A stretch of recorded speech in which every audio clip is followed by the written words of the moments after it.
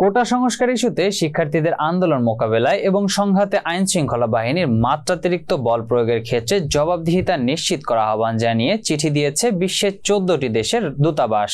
এতে কোটা সংস্কার আন্দোলনকে কেন্দ্র করে তৈরি হওয়া সংকটে নতুন করে প্রাণহানি এড়াতে এবং সব পক্ষকে চলমান সংকটে টেকসই সমাধান খোঁজার তাগিদ দেওয়া হয়েছে।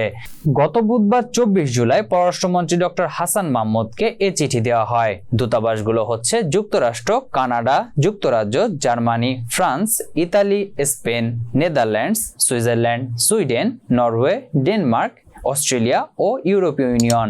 চিঠিতে আটক ব্যক্তিদের ক্ষেত্রে যথাযথ বিচার প্রক্রিয়া অনুসরণের তাগিদ দেওয়া হয়। সেই সঙ্গে মত প্রকাশের স্বাধীনতা ও সমাবেশের অধিকার সমুন্নত রাখার কথাও বলা হয়। এতে আরো বলা হয়, তারা মনে করে টানা কারফিউ জারি ও ইন্টারনেট সংযোগ বিচ্ছিন্ন হওয়ায় নাগরিকদের জীবনে সুদূর প্রসারী প্রভাব পড়েছে, ব্যবসা ক্ষতিগ্রস্ত হচ্ছে এবং যোগাযোগ ব্যবস্থা চরমভাবে ব্যাহত হয়েছে।